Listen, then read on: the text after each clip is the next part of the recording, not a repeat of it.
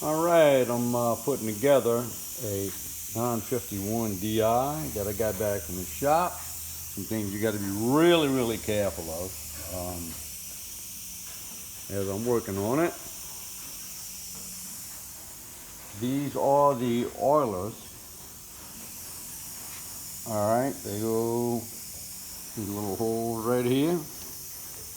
All right, if they're not working, if they're not sealing properly, you're not going to get the right oil of your engine.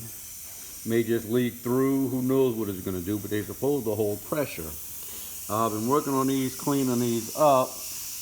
I got them working pretty good, but I did buy some new ones. The new ones are about 30 bucks a piece, but I have your engine worth 30 bucks, right? So I have a little pressure tester here that I use, and I'm pulling vacuum right now. Nope, I'm putting pressure. All right, so I put a little pressure on it, and it pops and it holds. All right, holding okay. They were bleeding right through before. They wouldn't hold any pressure at all. So what I'll do on this next one, I will put a, let me see if I can swap it without a big problem. Just put a little lubricant on there. I'm gonna pull a vacuum now. All right, so as you vacuum and it's holding, before they wouldn't do either of those. So I'm gonna clean these. I'll clean the holes out a little bit better.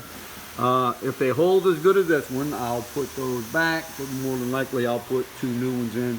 This is the air pump right here, and there's one of them. It goes right here. The second one goes right here, and the third one goes right here. This is the forward cylinder. All right, so that's that. That is the mag. I gotta put that together. A few other things. Really good engine when they're working well. And when they're not working well, they are hard to fix. All right, hope that helps.